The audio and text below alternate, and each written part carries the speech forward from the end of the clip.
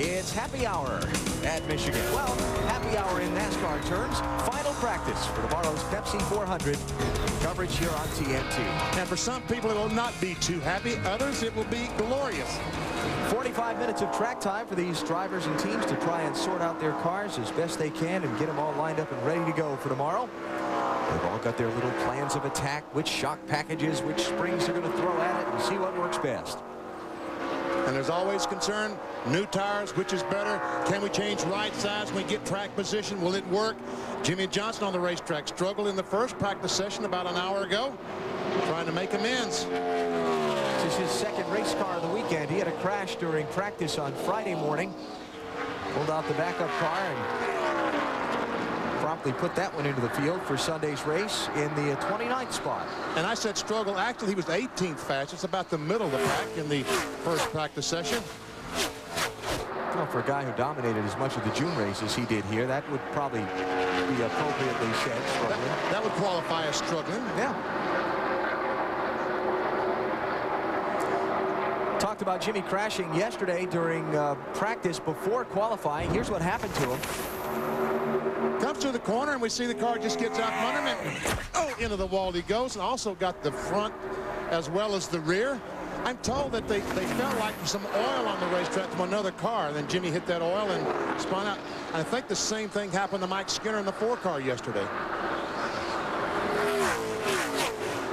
And Mike did a great job of qualifying his backup car too. We'll talk about him a little bit later on in our happy hour coverage. There's the top 2 in the championship, getting a little measure of each other here. Mark Martin in the 6, Sterling Marlin in the 40.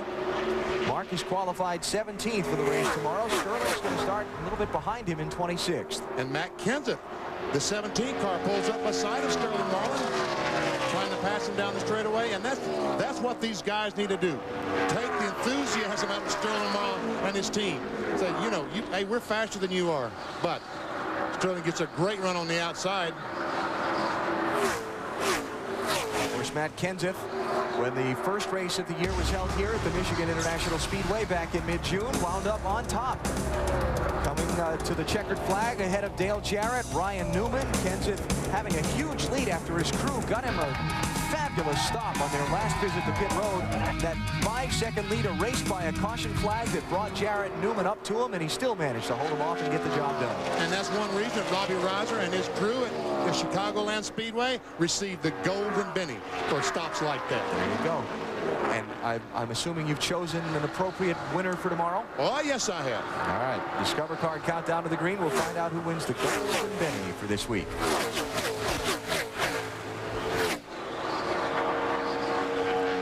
Sterling Marlin and Mark Martin locked up in a great fight for this championship. Of course, Marlin having engine problems the last 2 straight weeks that have brought Martin and a lot of the other contenders closer to him. Not only Mark, but you know, right now we've got 6-7 cars within easy striking distance of the lead in the NASCAR Winston Cup point standings. And why is it such a big deal? Because it's worth $3 or $4 million. That's why it's such a big deal. There are the championship standings. 151 points is the maximum swing in a race. So you can see all of those 5 could theoretically lead the championship after the race tomorrow. And that is so exciting. You see that? And it looks like it's going right down to Homestead, the final race of the year, to determine that champion. Road to Miami is going to be a good one.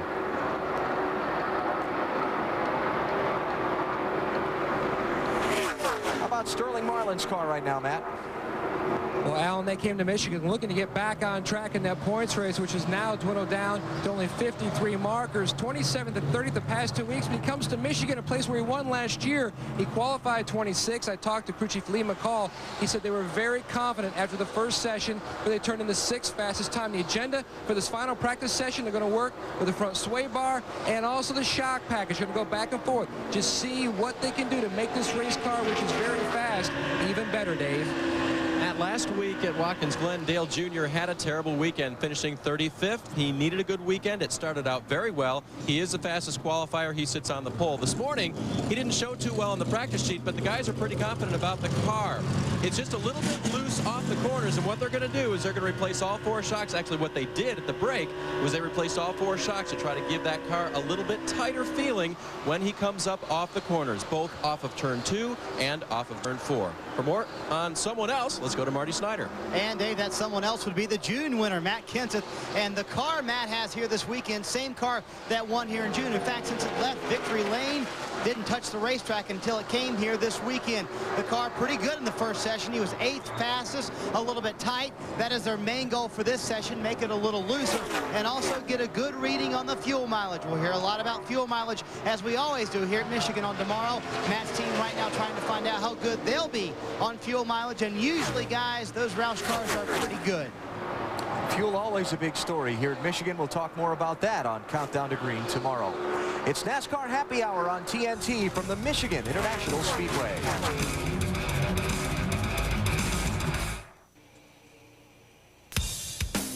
NASCAR Happy Hour on TNT is brought to you by Stacker 2, the world's strongest fat burner. Burn fat, crush cravings, and supercharge your energy. By Pepsi Cola, experience the joy of Pepsi. And by Mobile One, the more you know about new Mobile One, the better it is for your car. Sterling Marlin continues his pursuit of the NASCAR Winston Cup Championship tomorrow at the Michigan International Speedway. TNT's live coverage begins at 1:30 Eastern Time with Discover Card Countdown to Green. And Dale Jarrett, the 88 car, just drove up and drove by. Talk about fuel mileage. We'll have the Golden Benny. Dave discovers something else about NASCAR Winston Cup racing. Again, tomorrow at 1:30 Eastern Time, coverage begins in the Pepsi 400. And Bill Weber and his crack staff have put together a great piece on Arrow Push. Yeah. The dreaded words. The dreaded words, Arrow Push. Let's talk a little Dale Jarrett here. Going to start 8th tomorrow. Almost won the race here in June. Track he's had a lot of success at BP. He's got 3 wins here at this track. And he's got a very fast race car, too. Yes, he does. And he's second best in this practice session so far. And ran so well at Indy just a couple of weeks ago, and a track similar to this in setup. Right, Marty? That's right, BP. Actually, the setup they have underneath the car for Dale Jarrett is kind of their Chicago setup right now.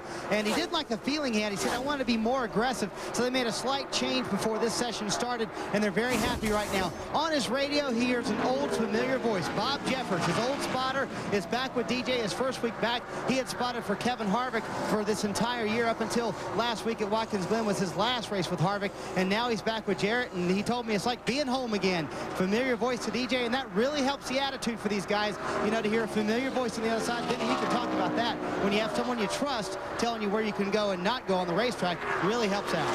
Yeah, I talked to David Green yesterday down in the garage here. David had been spotting for Dale Jarrett for the last 5 or 6 races, and he said they really truly never seem to get in sync. And that's one reason that the Jarrett and all the guys went back to get. There's old Bob Jeffrey. Hi, Bob. Unfortunately, he's watching the racetrack and not listening to us. No, fortunately for Dale, he's watching the racetrack. I can't imagine, because I've never done it, driving 200 miles an hour into one of these corners at Michigan and having a voice that you're not used to coming into your ear has to be unsettling. Talked about Jimmy Johnson a little while ago. Let's talk to him now. Here's Matt. Well, his backup car, which will now be the race car for Sunday, is up on jack stands. And Jimmy, you were loose in qualifying. How's the race car now? It's still loose, with the rule change that we had coming into the event. We're unfortunately having to spend all these practice sessions getting the car figured out. Then it's turning into a test session for us. We thought we had an idea of what it was going to take to balance the car back out, but it's been throwing us for a little bit of a loop. So the 24 tried a different package to start this practice, and we tried a different package, and it looks like theirs is working a little better. So we got it up on stands now, changing some springs around. But if we can just get over this hump on Fridays, we've had so much bad luck on Fridays to get us a good starting spot. And we race really well, and I feel we're going to race well tomorrow. But we just put a lot of work on our hands in the Lowe's Monte Carlo. But it's a team and everything. We rally back and finish good and still hanging in there in the points. So we'll just see what happens. Another perfect example of teamwork here between the 24 and the 48, trying different setups to see which will work best for Sunday. Jimmy Johnson rolls off 29th tomorrow. Alan? Michael Waltrip got a good starting spot for tomorrow's race. He'll be inside of row 2. And Michael Waltrip is now going back in the garage area to make some adjustments to his car. But Alan, he was running extremely high around the racetrack just to make sure, because we've seen Michael in most races. He will be the first guy to go up to the top of the racetrack and try that different groove up there. He's already trying to make sure that his car is going to handle up there as well as down low on the racetrack, down next to the apron of the racetrack. Michael's Monte Carlo, part of a Chevrolet charge in qualifying yesterday that has created a little bit of controversy here at the racetrack today. NASCAR gave the Chevrolets a rule change for this race. The front nose of that car, as illustrated by BP on the telestrator. Thank you, sir. There's a nose. They're able to kick the very bottom of this nose piece out another inch. So now they're 3.5 inches, and this is what they call the bumper of the car. And this nose piece here extends 3.5 inches out from the bumper. And after NASCAR allowed the Chevrolets to make that rule change, they took all top 5 spots in qualifying. Oh, that was not a good plan. A lot of Ford and Dodge grumbling yesterday and this morning. The Pontiacs were allowed to make that same kick out 1/2 inch on the Grand Prix. So we'll see how that all plays out in the race. In all fairness to that, Michael did qualify on the front row for the June race here. So we'll see. Another Chevy here. This is Jeff Green in the AOL car. Jeff qualified 15th for this race, one of the Richard Childress stable of drivers here. Michigan could possibly be his first Winston Cup victory. Tony Stewart's the fastest in happy hour. NASCAR Happy Hour continues from the Michigan International Speedway. Jeff Gordon is among those out on track. We show you the starting grid at the bottom of the screen. We check on the fastest man in practice so far, Tony Stewart. Let's head into the garage to Marty. And Alan, he's getting ready to roll back out for practice. Very happy right now as Tony Stewart. Kind of surprising he's the fastest guy, because their strength is the long runs. That's why they think they're going to be very good tomorrow. This is the car he ran in Chicago and described as one of the best cars he's ever had at Joe Gibbs Racing. Big day for this crew, because one of the guys back here in the pit stall is Jason Shapiro, one of the best brake guys in the business. It's his birthday today, and tonight the team has a big fishing tournament. They're all excited about that. They want to get out of here and go drop some lures in the line and have a good time and try to pull off 2 wins in a row like their friend Bill Elliott did a couple of weeks ago. Got plenty of lakes around here to do it. Oh, they sure do. Water everywhere around Michigan. And Jason tells me he fishes every Monday down in Charlotte, the Charlotte area, in some contests. Loves to go out and try to catch those fish. Well, he and Junior were in a hurry to get out onto the racetrack. They must have been doing about 100 down pit road.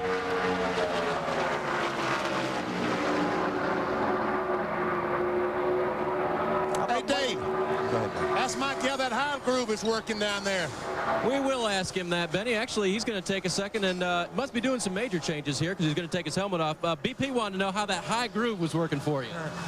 It works good, but the great thing about my car is I can cut it to the bottom and drive there too. So I'm real pleased with the way the Napa Auto Parts Chevy is handling. All of our guys are doing a great job, and looking forward to tomorrow. All right, and they're buttoning up the hood, so I guess he's a little closer than we thought, guys.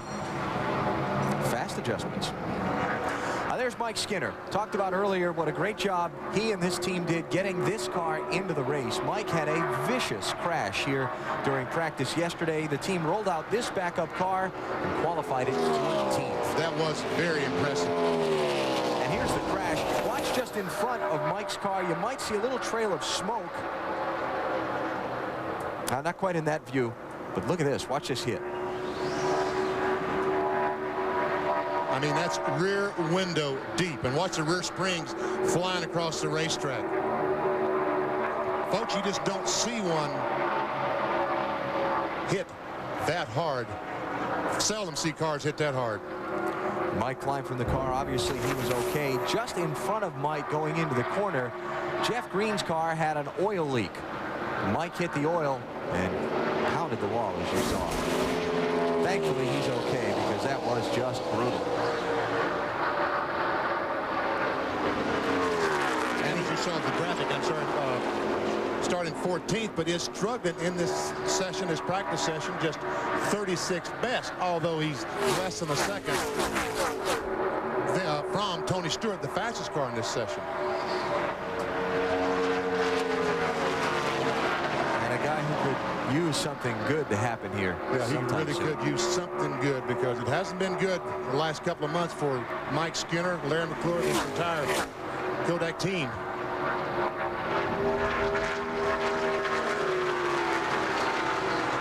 There's Dale Earnhardt Jr. right behind Mike. Tony Stewart out there getting some more laps here. Dale Jr. pole-winning car in yesterday's qualifying. Look at this. Ryan Newman's got the lefts right below the line. Man, oh man. Talk about Michael Waltrip running the high line. You can't run much. You can't run any lower than that. When you get down to the yellow line, that's about as far as you can go. All right, down to the yellow line there, Ryan. Well, that time he was about the middle of the racetrack. And by Ken Schrader in the 36. Ryan got 5 straight top 5 finishes coming into this weekend. He will start 9th in tomorrow's Pepsi 400, and in the first practice session this morning, he was the quickest car by far. Right down to the bottom.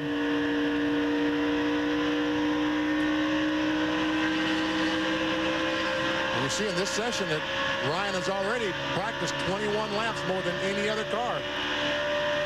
So he's taken different lines at each end of. Well, now this time he goes right to the bottom in 3 and 4. If he can keep, whoop, just a little hiccup on the throttle there. If he can keep that thing that low all day long, he'll be hard to handle come tomorrow afternoon when the checkered flag waves. Yes, he will. Let's check on Ricky Craven. Here's Dave. And Ricky's chatting with car owner Cal Wells just for a second. Actually, Cal, let me start with you. You guys made some sort of little announcement this morning, didn't you? Yeah, we formed an engineering and marketing alliance with Pontiac division of General Motors for next year. We're remaining obviously a Ford team this year, very committed to Ford, but this new opportunity is fantastic for TPI Motorsports, fantastic for the Tide 32. So we're pretty excited about it. Does that mean Pontiac's in the future then, or what? Yeah, it means that we'll work on a research and development program with them throughout the winter, and then start running Pontiacs with Ricky Craven and the Tide 32 for 03 and beyond.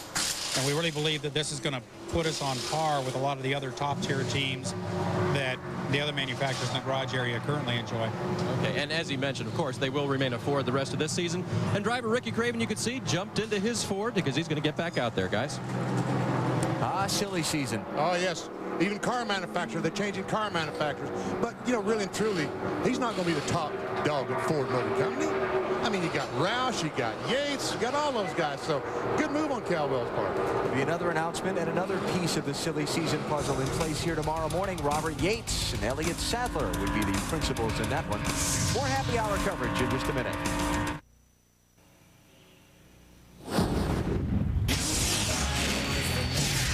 Monday night, New York's toughest cop is back. See the drama of Witchblade every Monday night at 9, only on TNT.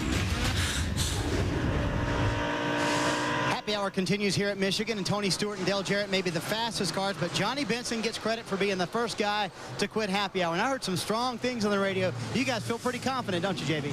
Well, Valvoline Pontiac's pretty good. I mean, we were fairly decent the last time here, and I don't really want to change it a whole lot because it was good in the race. So feel good about the car right now. Even though we're like 16th on the sheet, they're about 5-6 laps are pretty good. Just going to see what happens. Johnny, this is your hometown. What would it mean for you to win here? Oh, tons. I mean, I take any track. I don't care. But seeing as it's this weekend will be really good. And yeah, we won Wednesday night at my home track in Berlin. It was a good night for us, and see if we can get a double. Okay, he's already got one. Why not make it 2, Matt? Well, Marty, back here in the Pennzoil Garage, Steve Park, 29th fastest in the first session, 23rd fastest in this final practice session. Steve, a lot of work going on in the Pennzoil Chevy. How is your race car? We're a little tight and a little loose, so we're just searching for a little bit of grip in the Pennzoil Chevrolet, and The guys are thrashing right now, and you know, we're not the fastest car, but we're not the slowest. We just need to get the car a happy medium and have it drive good for me on Sunday. So that's what we're working on right now. He's looking for an overall better balance for making a shock change in both rear shocks, also a spring change in the left rear on the Pennzoil Chevy. Steve Park qualified 4th. For tomorrow's race, things are coming around for he and that team. Yes, they sure are. Matt Kenseth, he's been trying all kinds. Well, he's decided to quit now. Every time we put a camera on these guys, but he's been trying all kind of lines. Run the top of the racetrack, the bottom of the racetrack, trying to find where the speed is, number one, for the car, and how it feels at the different points on the racetrack. Ah, there's the ride now. The Mr. big Michigan. red, number 9. 7-time winner at this racetrack. Bill Elliott forming his career with Jackson, Michigan businessman Harry Melling for so many years. Jackson just 25 miles or so from the racetrack here. Something like that. Harry lived about 4 or 5 miles from the speedway. This is one of the places that put Bill on the map. And this is the car. This red number 9, the car he won Homestead last year. This is the car he won Pocono with, the car he won Indy with. So they feel really good about this baby. Speaking of which, Bill Elliott's 2 wins so far this season get by Sterling Marlin with that bold move to take the victory at Pocono mid-July. And then the Brickyard 400. Those bricks tasted awfully good. They sure did. And Ray Evernham, after the Brickyard 400, was speechless. Yep. Could not say a word. He was so emotional. Bill is right now 6th fastest in this practice session. And has been really strong lately at this racetrack. He led 31 laps of the race here in June before getting passed late. Last year, he almost won the race. He led 57. Actually, no, I'm thinking last year. He led 57 laps, got passed late by Sterling Marlin when Sterling took 4 tires on a pit stop and Bill took 2. And then he wound up getting off a little bit in the race in June and finished 11th. Another fast Chevrolet in qualifying. Robbie Gordon in that 31 car. Qualified very, very well. He's struggling a little bit in this session. He's 23rd best. But you see, he goes in the corner and lets the car drift up the racetrack. It's like the car he needs some grip. Someone talked about a moment ago getting some grip. It looks like Robbie needs to get a little grip in the 31 car. He's going to head back to the garage and try and find it. Top 10 finishes for the last 5 races for Robbie Gordon. He's been one of the hottest drivers in Winston Cup racing of late.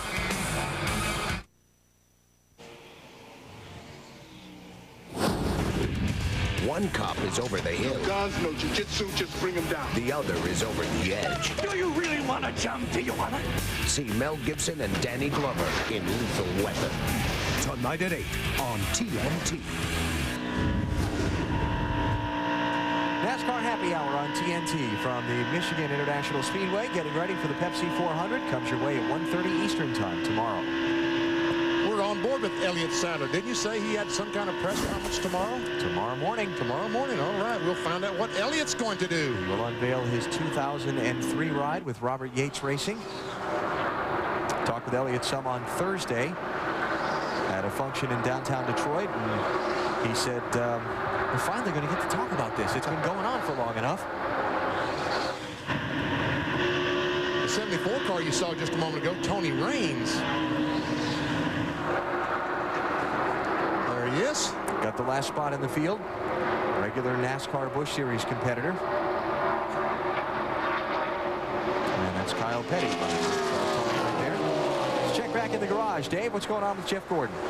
Well, he's sitting in the garage right now. Before he went out this morning, he told me his car was a little bit loose, which we've heard some this weekend and is a little bit strange. We've heard tight so much this year. These cars are actually getting a little bit loose now. Jeff was making some adjustments to correct that, and at this point in the garage, they changed the front sway bar and also changed the right front spring. So haven't got exactly what they want yet, but they're working hard on it. Robbie Loomis there. Hey. Jeff Burton, the 99 car. Oh, he's trying that high line up at the very top of the racetrack next to the gray area. Jeff going to start 25th tomorrow. Boy, he had a great car at Pocono 3 or 4 weeks ago. They've had just so much bad luck lately. Daytona, Chicago, Pocono, Indianapolis, running well in all of those races and just had problems, and they can't get a finish. Wow, right up against that outside retaining wall.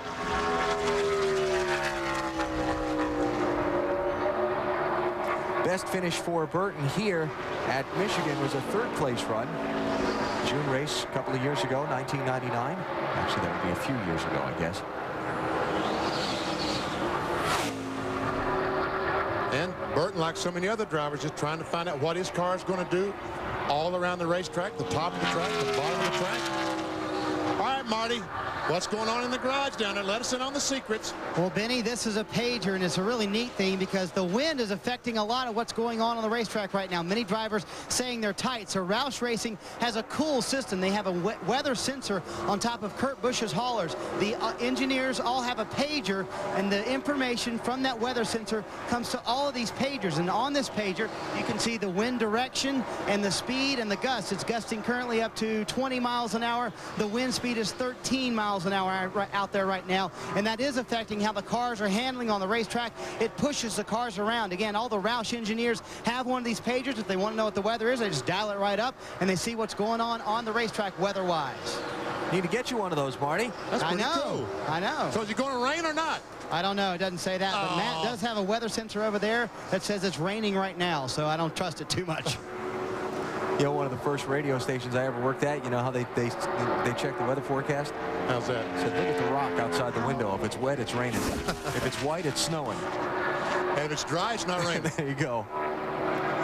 Kurt Busch has had a tough couple of weeks. Oh, he sure has.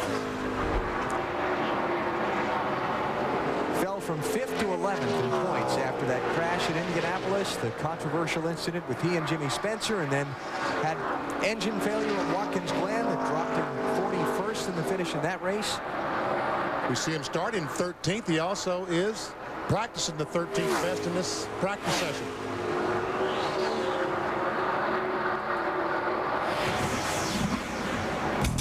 Talked about the Indianapolis incident. This is back with Jimmy Spencer fairly early in the race. Turn 3. Ouch. Oh. There we see the contact between Spencer and Kurt Busch. And Kurt, you know, I finally figured out what Kurt, I had to talk to Kurt, said, what were you trying to tell? He said, well, in short track racing on Saturday night racing, when someone makes contact with you, you send them to the rear of the field. So he was telling Jimmy, go to the rear of the field. Yep. Check on Jimmy Spencer here. He's out here in the target car, kind of struggling. 40th fastest right now. Matt? Alan, Matt Borland and company pushing the 12 car back to their stall. They are done for the day. In their debrief session on the radio, Ryan Newman said his car was a little bit tight, but not significantly tighter in traffic, meaning he didn't pick up a lot of aero push. The car was good through 1 and 2, but he did have that tightness in 3 and 4. He did try the high line, so that made the car even tighter. He was first in the first session, 7th in this final session. He will roll off 9th tomorrow. Remember, he had a very fast race car here in June and finished 3rd. Tony Stewart is fastest so far in NASCAR Happy Hour here at the Michigan International Speedway on TNT.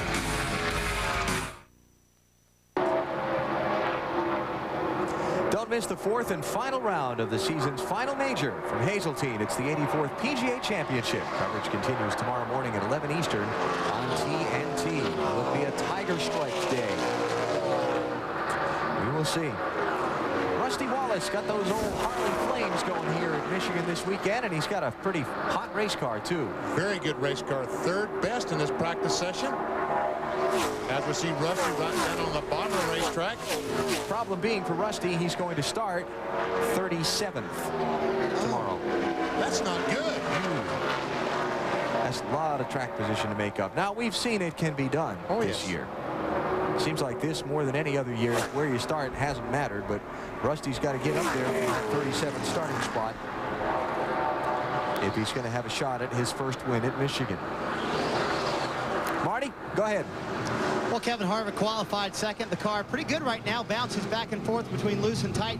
Not here today is car owner Richard Childress. He is watching his grandson Austin Dillon, who's out at Williamsport, PA, watching the Southwest Forsyth, North Carolina Little League team. That team out of the Winston-Salem area playing the Little League World Series. Now, Richard's going to go to the game today. His wife Judy will go to the game tomorrow, and of course Richard will be here for the race. Then after the race on Sunday, Richard hops in a plane and heads to Wyoming to go hunting for a week. So that's a schedule almost as busy as yours, Benny. Yeah, I know. He had a crew chiefs meeting. He told them Mondays, look, guys, I won't be there Saturday because, you know, it's after all, it's the Little League World Series, and they're playing on Sunday, Richard, you know, trying to talk him into staying, but he wouldn't have that. He wanted to come to Michigan, see these cars run. Austin, the starting second baseman for that team. Here's a guy who could use some good things to happen, and it seems like this may be the weekend for it. Talking about Bobby Labonte. Yes, he's running good. He's practicing very well. Currently fourth best. Is starting, where's he starting? 11th. So, and we talk about fuel mileage. Sometimes it plays here at the Michigan Speedway. This guy gets fuel mileage as good as any other driver out there. After winning at Martinsville back in April, Labonte has yet to score another top 10 finish. He's at a track, Dave, where he's won 3 times before. And I just spoke with his crew chief, Jimmy Makar, who's watching him circle around the Michigan Speedway, giving him lap times. Just a little bit free in the center was Jimmy's comment. That's what they've been trying to help him the most at this point.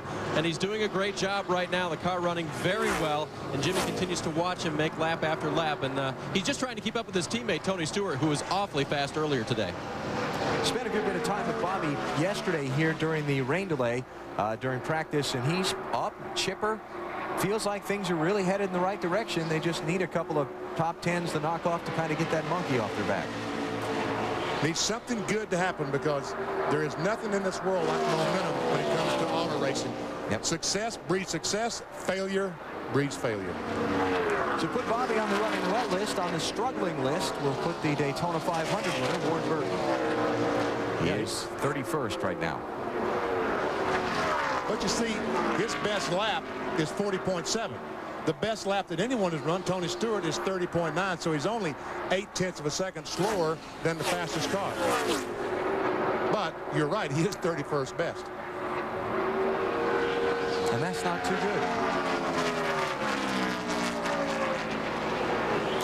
Talked about Ward winning the Daytona 500. That's how the season started off for he and the Bill Davis team by leading Elliott Sadler and the rest of that snarling pack to the checkered flag at the sport's biggest race.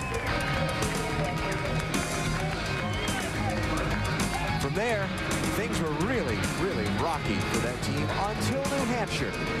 In mid-July, when Ward came out on top, picked up his second win of 2002.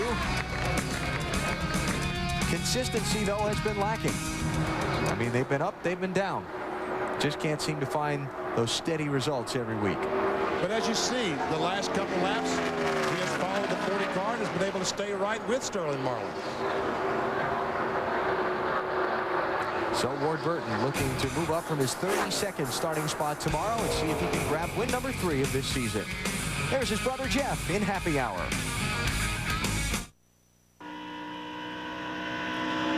TNT's coverage of NASCAR continues tomorrow from here at the Michigan International Speedway. It's the Pepsi 400. 1:30 Eastern Time is when we get things going with Discover Card Countdown to Green. Hope you'll join us for all the action as the race for the NASCAR Winston Cup Championship continues. I like that hubcap, that TNT hubcap. I bet there's some pit crews like to hire that guy, too. He's fast. He's very fast. Of course, he only tightens 3 lug nuts. Yeah, well. There's 5 on there, guys. It's only a penalty if you get caught. I caught him, though. But I don't have the power to penalize. Ricky Rudd, 27th fastest right now in this practice. Qualified 31st for tomorrow. And you just can't help but wonder, with all of the headlines and the public back and forth that's been going on over the future of this 28 car and so on, if that chemistry that was so strong with Ricky and this team has suffered some irreparable cracks that's affecting their performance now. Well, I'm always a big believer in the mental part of this business, and I think there has enough been said and done. Oh, was Derek Cope in the wall? If he didn't hit the wall in 3 and 4, he came awfully close. He scared it. He scared the wall, but you were saying about the mental part of the business. It's very, very important, and I think enough has been said and done, what have you, that it has is going to, at least if it hasn't already, it's going to affect the performance of the 28 car. There's Derek. Driving that 49 car that was supposed to be Shauna Robinson this weekend. The team owner, Beth Ann Morgenthau, said that they continue to try and improve the team. Shauna is still under contract to them, got another year left on that deal, and she will be back in that car. But they brought Derek Cope out here this weekend, and he gave the car a good run in qualifying, got it into the field in 33rd place. Dave Burns. And Jeff Burton is done with his practice session. Jeff, kind of windy down here in the pits. What's it like on the track? Yeah, it really is. It's blowing, so it kind of makes you loose up in 1 and 2, in the middle of 1 and 2, and then it makes you tight down here in 4. But this racetrack has those characteristics anyway. It seems like 4 is always tighter than 2, but I think the wind's making it worse. All right, how's your car? Decent? We are not fast to start. We're way too loose to start, so I can't go fast. But on lap 10, I'm pretty good. The 15 car had everybody killed in that first run. Hope he doesn't run that fast tomorrow. It'll be a boring race. But we, other than him, we were really good in the first run. Then the second run, we went out, and actually I ran on my 15th lap. I ran within a tenth of what I ran on my second lap. So we're a little slow to start, but we're good on a long run. Give him 10 laps. They'll be just fine, Alan. We see the cars going down the backstretch. Jimmy Spencer in the 41, Kurt Busch in the 97. Very interesting two we choose. And you see the wind is blowing as these cars go in the corner, as Jeff Burton said, he's trying to blow them up the racetrack, making a car push up the racetrack. Okay, guys. This is practice. Well, I understand. Hey, they're just racing, Alan. They're just practicing. Now here, when the wind is blowing, it makes the car easier to turn, makes it looser down in this corner, makes the back end want to come out more. I know it's just practice, BP, but they've got a history, and it's just, you know. See, you just can't help but take a little breath when they get together somewhere around the racetrack. That's history. That's over with. Okay. I hope. Yeah, I hope. Red and black flags are out. Happy hour is concluded. Jimmy Howell showing the drivers that their practice is done. And Tony Stewart wound up with the fastest lap in the session. Let's go to Matt. Alan, Sterling Marlin called it quits about 10 minutes ago. Sterling, is that 40 car where it needs to be for tomorrow? It's close. You know, it's I guess with our 11th quick and a little free in 1 and 2, a little tight in 3 and 4. I guess the wind's got a pretty good crosswind blowing up turn 4, but we're going to tweak on it. You know, the first practice we was it felt like it's about good as anybody, and maybe a 10th here is to a good car, but we're working on it and get it going. Now, you won here a year ago, but you don't have the car you won with. This car won twice this year. A good place for you to try to get back that momentum that you had a little earlier this season? Yeah, I think so. It's a good track for us, like I said, and you know, the rules been changed a little bit on us as we come back, but this old car seems to run pretty good everywhere we carry it. Had it to Pocono, and it led about all the race to the end, and we'll see what we got. Just got to tweak on it a little bit, and this track changes all day long. Sun will be out tomorrow, probably be sunny, and everybody's chance will be off. Sterling Marlin, he will start 26 tomorrow, 11th in this final practice session. Alan? Sterling trying to defend his slim lead in the NASCAR Winston Cup Championship. We look at the top runners in happy hour practice here at the Michigan International Speedway. More on TNT in a minute. NASCAR Happy Hour on TNT is brought to you by Mobil 1. The more you know about new Mobil 1, the better it is for your car. By Wendy's Super Value Menu, where you can eat great, even late. And by Suzuki, makers of innovative motorcycles and all-terrain vehicles.